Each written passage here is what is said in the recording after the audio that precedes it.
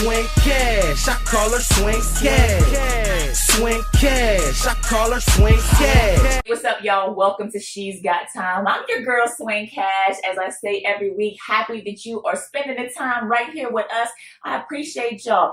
And this is episode 22, man, y'all. This is moving so fast. But listen, I'm enjoying myself. I hope you are as well.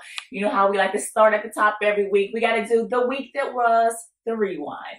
So this past week was really exciting for me because I had an opportunity to take some time and explore on the internet and see all these new fashion trends and stuff that are out that I feel like I've been under a rock, literally. Sometimes I think whenever we work and we're kind of in our daily routine, whether it's being a mom or being a wife, running business, on the road, that you sometimes forget, like, I'm not tuned into the things that I love. And so for me, I actually just had some enjoyment this past week of just going through magazines, going online, seeing stuff. And I'm like, wow, okay. So just tapping back into some things that I haven't done for myself in a while that I really wanted to do. Also had a great time. My hair, you see right now, for those who are watching on YouTube, at She's Got Time, you'll see my hair is straight down, but the past week or so, I had so much fun because I just wore my hair natural. Did television with my hair natural, was not wearing a lot of makeup, and I really just enjoyed just kind of stripping down from how intense the last few months we talked about it has been to just be myself, and that was a great time for me. But yeah, a lot of stuff has happened. We'll get to a little bit later in the show that I have to talk about on our Take a Seat, Take a Bow, Level Up and Straighten Your Crown. Woo! We got some heat to bring for y'all later. But first up, we have to have this wonderful, amazing person that I call friend on the show. So I hope you enjoy the interview for this week. Hey, everybody. So I am super excited today. Our guest for this week is Meredith LeJeune, who is a friend of my husband and I. And we are super excited to have her here because, Mary, your story is remarkable. And I think that a lot of women will relate to it. Mm-hmm. But before we begin, let's just talk about kind of the career you have right now. Right. So you've been in PR for almost 15 years now. Right, yeah. You have Thought Bubble Communications mm-hmm. is your boutique mm-hmm. PR company. Mm-hmm. Tell us how you got into PR, how you were able to be in that space of just being an entrepreneur and getting your business off the ground. Sure. So I've always been a writer. Mm-hmm. And so to be in PR, that's like the core of what we do is to be a writer. Mm-hmm. So I went to college. I was in the J school there, journalism school there. Where'd you go to college? I went to Hampton University. Hampton, okay. And I graduated from the Scripps Howard School of Journalism and Communications. Yes. With my degree in public relations. And I actually had the opportunity just to go straight into my field from there. Okay. So in 2005, I started working in a marketing it was a marketing department in Norfolk. Now, how did you break into the mm-hmm. field? Did you come in? Because a lot of times people come in, especially with PR, like they want to be on the red carpet. They want to do everything like right away and be at the top. Right. Did you take kind of an entry-level job right out of college, or was it specific to where you wanted to go in your career? So it was definitely an entry-level job. I did 2 internships while I was one internship while I was in college, and then another internship with Scripps Network, mm-hmm. who owns HGTV, Food Network, DIY Network. Yeah. So after I graduated, I did that, and then having that kind of experience out of college afforded me the opportunity just within a few months to get something that's in my field. It was definitely entry level.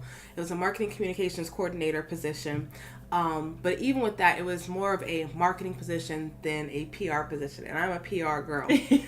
So you had to kind of figure out, like, you knew, because sometimes it can be marketing and PR. Yeah. You knew specifically that PR was what I wanted to be in. Right. So how did you make that decision to say, I'm not going to continue in marketing? You know what? Marketing to me, it's too many numbers. I'm not a numbers person. I'm a writer. Uh-huh. So I kind of took that role and I made it my own. So even though it was a marketing communications coordinator position, right, I was the only PR person, and I took advantage of that. Mm-hmm. So I made sure I got to go to the events that I wanted to go to, because there was no one else in the department that could educate me from a PR standpoint. Right. So I made sure I went to the events that I wanted to go to, join the organizations that I wanted to go to the conferences that I wanted to go to. I was at 25, 26 years old. I was on the board of the local public relations society chapter.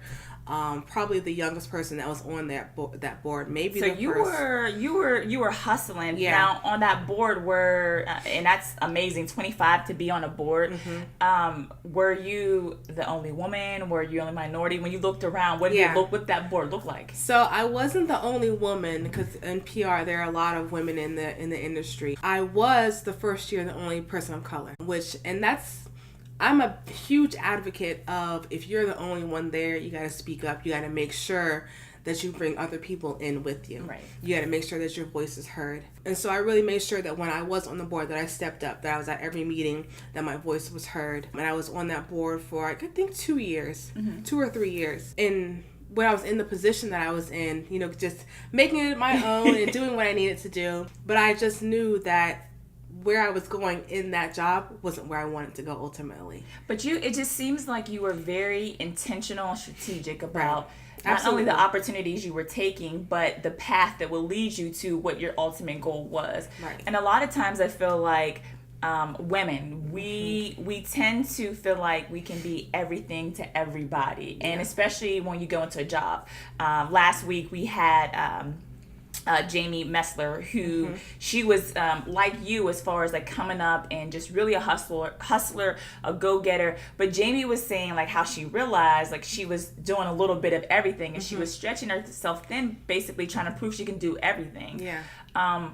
For you, when did you realize, at what age did you really just say like, I have to just focus here and sometimes pass up opportunities that maybe in other areas that just aren't really helping me get to my destination? Right. So for me, the moment was I was just seeing people around me who were excelling and I wasn't, despite the fact that I was incredible at what I was doing. And I knew I was incredible at what I was doing. So I'm a very spiritual person. I had to have the conversation that come to Jesus with God. Come on, like, you're like Jesus on the main line. And I was just like, God, what am I supposed to be doing? And that's when it came to me. You're supposed to have your own agency. You're supposed to move to Atlanta specifically, start your business there, and then you'll branch out from there. So I was like, okay, I've got it. So let me see. So you had that conversation with God, and you're like, listen, and you get the answer you're looking for. That's right? But that's kind of scary. Pick up, move from Virginia to Atlanta, and then you continue on. So what was that move like? So the move was it really, the saying, having the faith the size of a mustard seed, 100% true. So something just told me, it was like the summer of 2009, and something was like, start packing. I didn't know where I was going. Start packing up your house. I didn't know where I was going, but I was like, let me just start packing up, putting stuff in boxes, right? And so at that point, I was like, okay, this job isn't where I want to be. I need to be moving to Atlanta. Let me get in the steps, take the steps I need to get there. So fortunately, I was able to use some frequent flyer miles. I was taking trips to Atlanta. I was interviewing. I was the epitome of a hustler when I was doing that. I love it. Interviewing, looking at apartments, not even knowing when I'd be there. But I know, okay, I want to be in this area. I don't want to be in this area. Right. Here's this street. I'm familiar with this area. I'm not familiar with this area. It's not really for me. So I'd be taking my vacation time, going back and forth to Atlanta, just doing that. Setting up interviews while I was there, hitting up people, hey, I'm in town, I'd love to speak with you, I know you have this position open. Just taking advantage of all the opportunities that I could. So fast forward, I guess, to December of 2010, I was like, this is it. I've got to quit this job. I've got to pursue my next step in Atlanta. So I quit my job December 17th, 2010. That is amazing. And no backup. I still didn't have anything in Atlanta, but I did have a potential. So I was kind of hanging on to that potential. So from December to March, really, I just made it my mission to prepare myself for this next phase of my life. So that meant, since I wasn't working full time, I started my own blog. It was called Ambitions of a Writer. I love it. The now defunct Ambitions of a Writer. But it was there. It was taking you through there. A stage. And so you were there, you started this blog.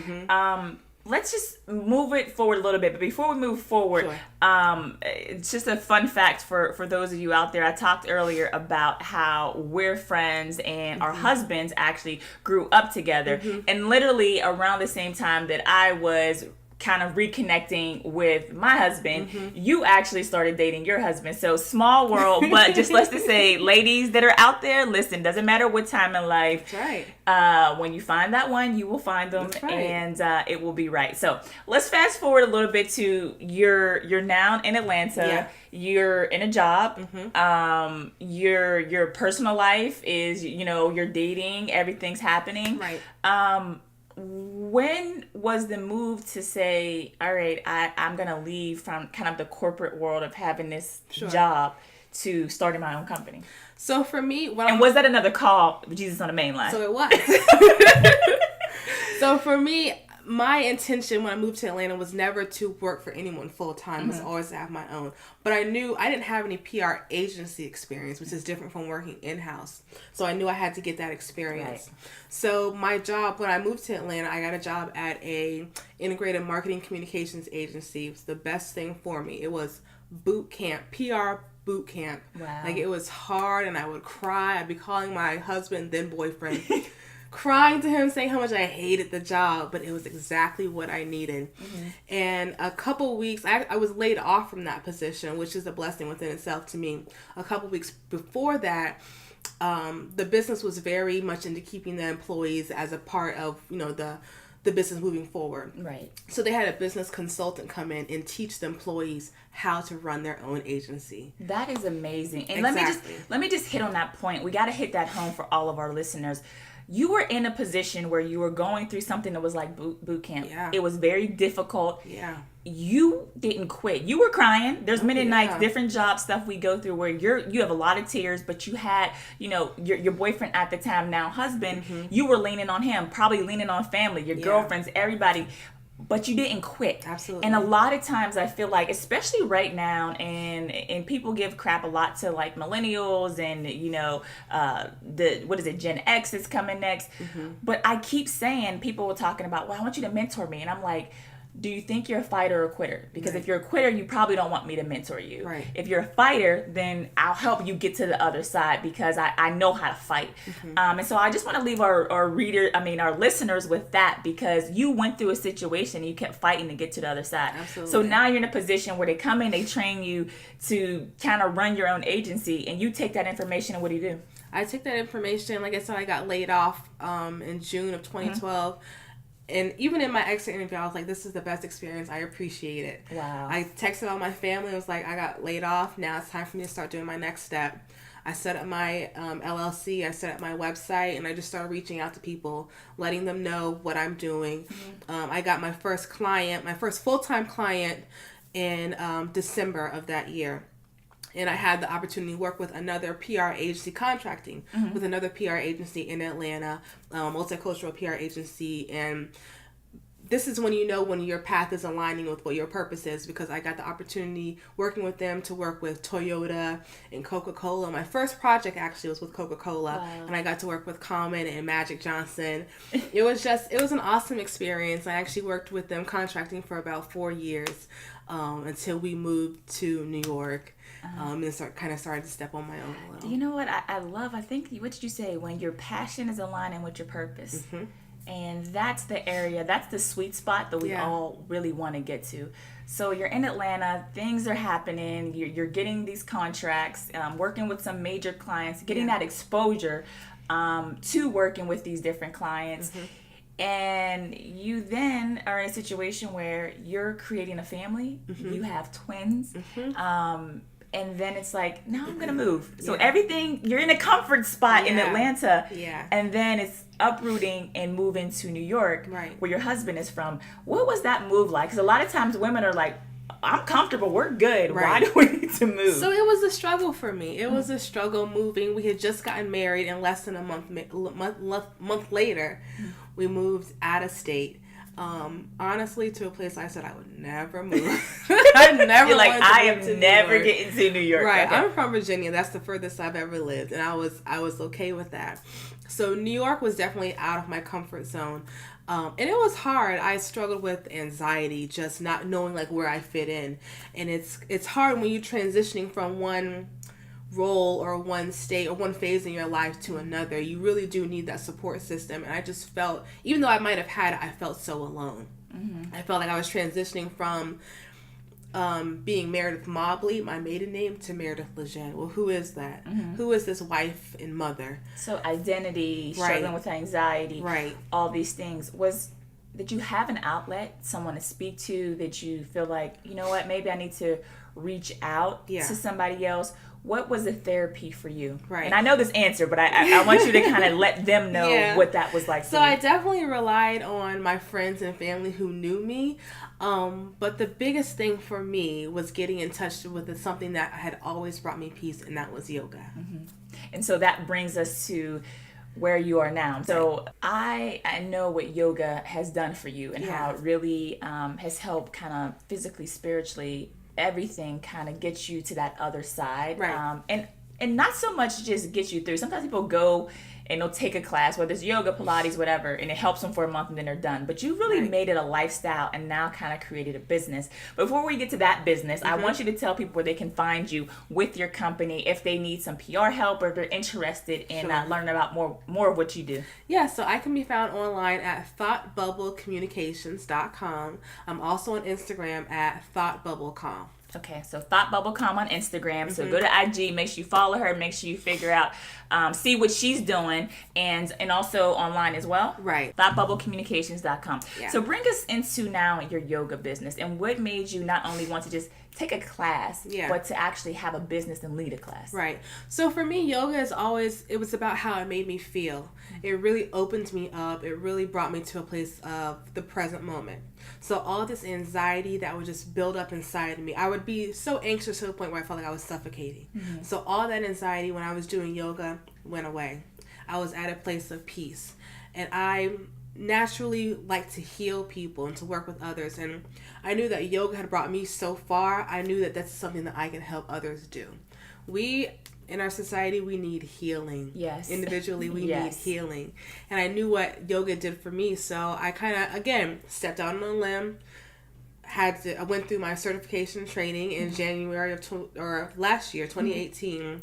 Leaned on my husband a lot for his support because I was away from the home for a full day on weekends and Monday evenings. Leaned on him, and in May of 2018, I was certified as a yoga instructor. You know, the beautiful thing about that, I mean, there's so many things you can unpack, but as a woman sometimes, because we're so used to taking care of the home, figuring out things with the kids, sometimes you need that. You need that support from the other side. And we're sometimes reluctant because we don't know, not that they're not capable, but we just know, we always feel like we do it a little bit better. I mean, if we can be honest, we always feel like, there's, the kids like their sauce on this side and on that side. And then you sometimes have to just be like, they're fine. They're going to be fine. If daddy does it, if grandma does it, it may not be how mommy does it, but they're going to be okay. Right, yeah. Were you struggling with that a little bit as well? So, you know what? Luckily with my husband, he's just always been hands-on, so I knew he could do it. I definitely felt guilty leaving it up to him, so I felt like I was putting a lot on him, but I knew he was capable of doing. He's very make a way out of no way.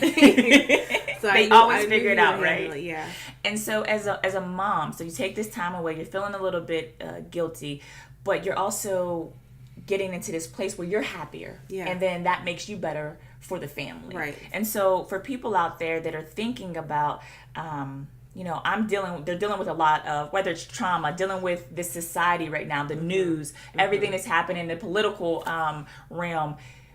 Do you recommend kind of that entry-level yoga for them, trying it out? What do you recommend? Yeah, so I definitely recommend trying out a beginner class and just kind of get a feel for it, because a lot of people, in my interaction with them, they'll say they took a yoga class and they didn't like it. Well, what type of yoga were you taking? Was it a more advanced level? Was it a gentle or beginner level?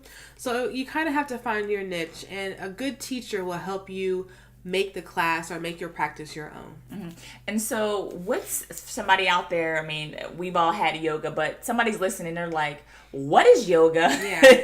What do I need? Because some people will be like, do I need to bring something to the class? Give us the kind of beginner's 101 on what is yoga. So yoga, in the essence of the word, means a union. Yoga is the union of the self. Yoga is the union of the spirit, just coming together as one. And so really all you need is just yourself to be present. it's helpful to have a mat. Sometimes it's helpful to have blocks. But really, yoga can be done in so many different ways that all you really need is yourself.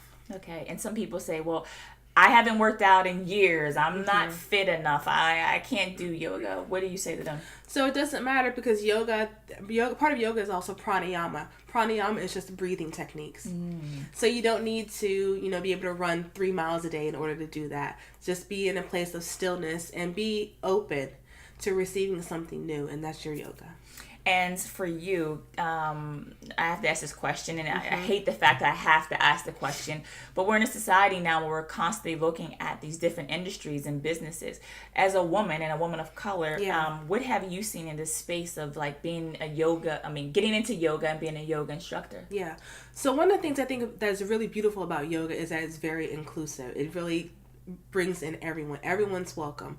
However, we tend to see inclusive classes, but not necessarily inclusivity in the teachers. And so what I'd like to see more is for more women of color, more women like me, to be leading the classes, to bring other women of color into the classes, because we all have different life experiences, but as women of color, there's certain commonalities that we all have.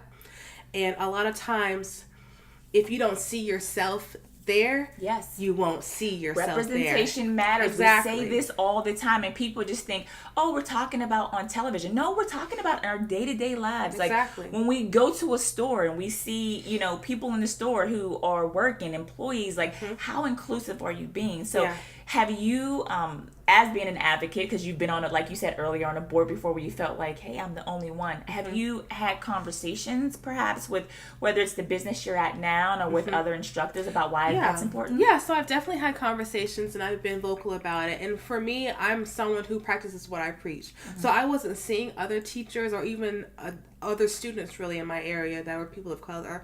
So I said, let me get in this program and I'm going to be the change that I want to see. Absolutely. Well, Mayor, I really thank you for coming, being here. Is there anything else you want to give to our listeners before you leave? Because we're definitely going to have you back. But I love the fact that not only are you holding it down, you're running your own business right now. You're a mom, you're a wife.